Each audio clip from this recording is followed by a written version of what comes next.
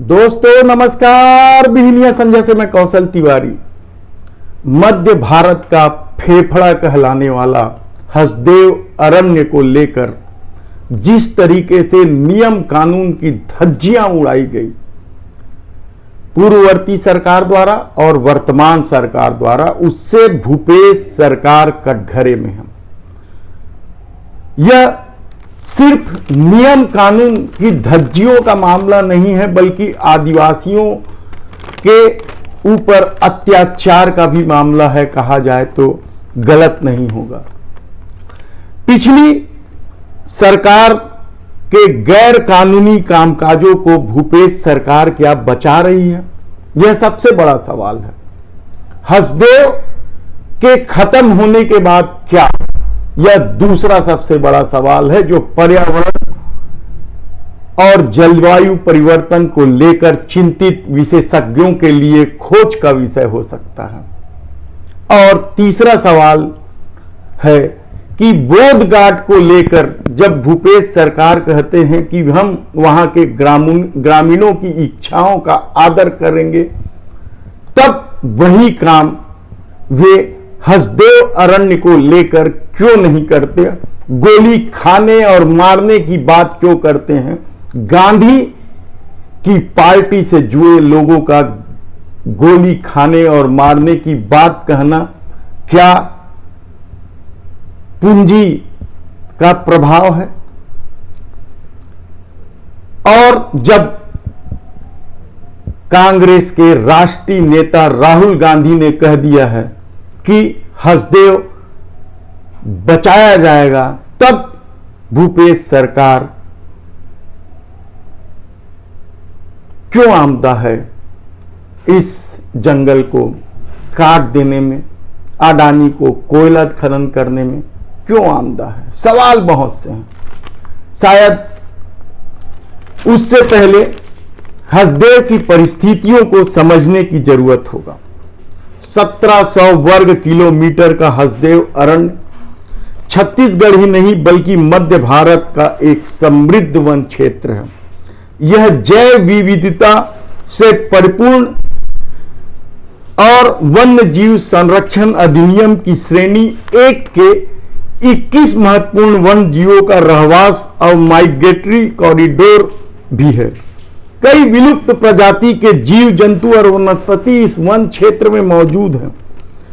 इसी वन क्षेत्र से निकलने वाली छोटी जलधाराओं से बनी हसदेव छत्तीसगढ़ की जीवनदायिनी नदी भी है, और इस नदी पर छत्तीसगढ़ की पहली महिला सांसद मिनी माता बांगो बांध भी बना हुआ है। लेकिन सब कुछ समाप्त कर देने की कोशिश क्या सिर्फ इसलिए हो रही है कि इस क्षेत्र में अडानी की रुचि है? यह सवाल बेहद ही महत्वपूर्ण है। जो भूपेश सरकार सत्ता में आने के बाद हसदेव अरण्य में खनन को लेकर आपत्ति करती है केंद्र सरकार के सामने, वह अचानक राजस्थान सरकार के माध्यम से इस तरीके से अडानी को खनन करने की अनुमति दे देती है, वह अपने आप में हैरान करने वाली बात है।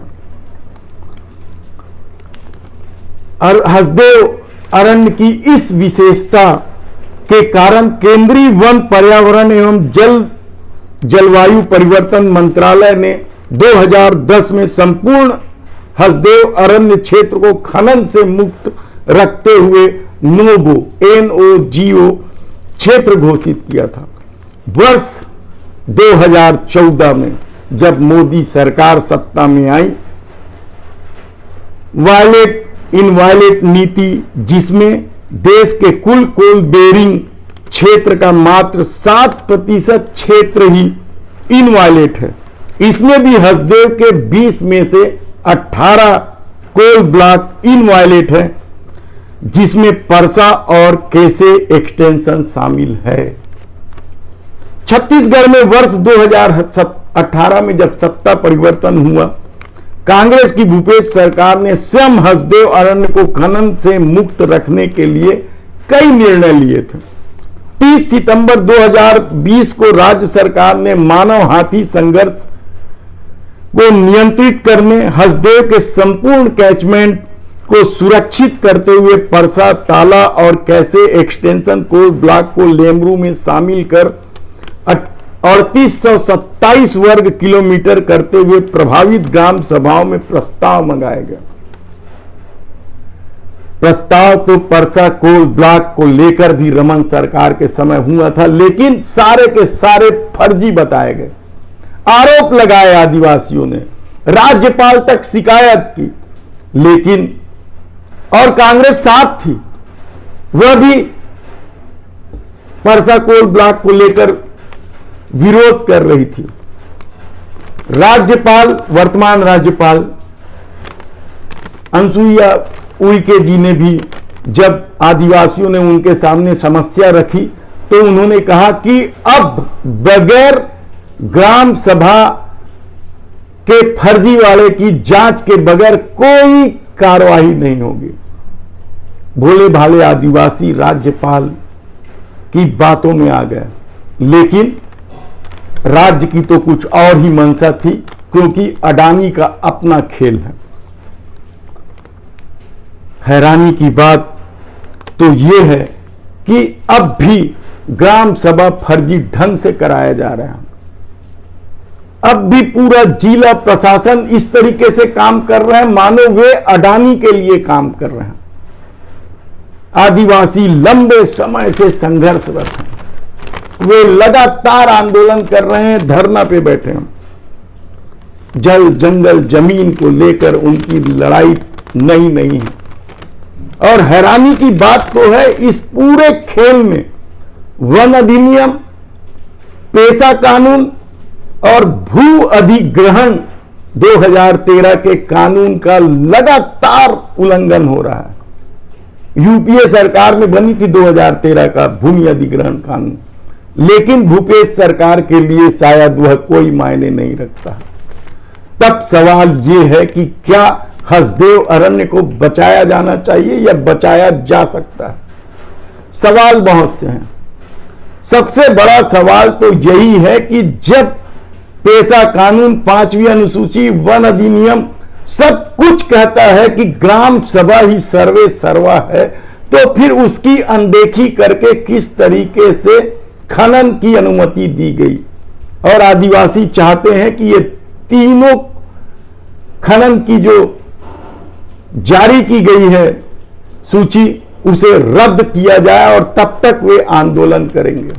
हालांकि हसदेव बचाओ आंदोलन का विस्तार कैम्ब्रिज भी जा पहुंचा था और वहां भी राहुल गांधी ने कहा था कि वे बचाएंगे। पूरे देश की नजर है इस पे। लेकिन कल जब पत्रकार वार्ता लेने वाले आदिवासी सरपंच कह रहे थे कि बोध घाट को लेकर भूपेश बघेल जब जनप्रतिनिधियों और वहां के रहवासियों की इच्छा की बात करते हैं तो वे हसदेव में यही बात क्यों नहीं करते हैं?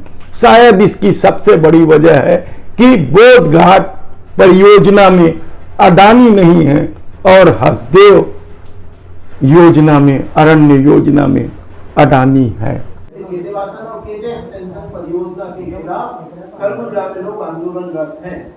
हसदेव का विनाश हम जानते हैं कि हसदेव का विनाश, पर्यावरण का विनाश, हसदेव नदी बांको बांध का विनाश, मानव हाथी द्वंद्व में वृद्धि, हमारी जो सांसें, जो ऑक्सीजन वहां से मिल रहा है, और एक व्यापक कहीं ना कहीं हसदेव के जंगलों में खनन परियोजनाओं से 1,70,000 हेक्टेयर का वो वन क्षेत्र खुलेगा, जिससे जो पूरा कहीं ना कहीं विनाश होगा। और उसको लेकर लगभग मीडिया के सभी साथी सवाल बहुत से हैं। सबसे बड़ा सवाल तो सत्ता की नीयत का है। क्या सिर्फ विधानसभा और लोकसभा में प्रस्ताव पारित करके किसी भी ग्रामीण क्षेत्र के ग्राम सभा के अधिकारों को वंचित किया जा सकता है? 5वीं अनुसूची, पेशा कानून क्या सिर्फ देखने के लिए बने हैं? भू अधिग्रहण 2013 का कानून क्या सिर्फ दिखावा है? सवाल बहुत से हैं और सबसे बड़ा सवाल तो यह है कि क्या सचमुच अडानी के सामने राज्य से लेकर केंद्र की सरकारें नतमस्तक हो चली है? यह बहुत बड़ा सवाल है। और उन सबसे भी इतर एक और बड़ा सवाल यह है कि यदि हसदेव चला गया तो क्या बचेगा, कैसे जिएंगे लोग? और लोग तो यहां तक कहते हैं कि यदि हसदेव में यही स्थिति रही तो जो हाथी अब कांकेर और महासमुंद और आरंग में आने लगे हैं वे राजधानी की सड़कों में घूमते नजर आएंगे। क्या सत्ता को सिर्फ पूंजी चाहिए? जबकि हकीकत यह है कि यदि इन खदानों में, कोई खदानों में हसदेव अरण्य को भूल जाए सरकार, तब भी बिजली का संकट नहीं होने वाला है। कोल इंडिया अपने खदानों का क्षमता के अनुरूप उत्पादन करना शुरू कर दे तो भी वह भारत में जितनी बिजली चाहिए और जितनी बिजली के लिए कोयला चाहिए उससे ज्यादा उत्पादन कर सकता है। उसे निजी हाथों पर निर्भर नहीं रहना पड़ेगा, ये आंकड़े कहते हैं। उसके बाद भी यदि सत्ता सब कुछ निजी हाथों में सौंप देना चाहती है तो इसका मतलब है कि राजनीतिक पार्टियों को सिर्फ सत्ता और पूंजी से मतलब है। धन्यवाद।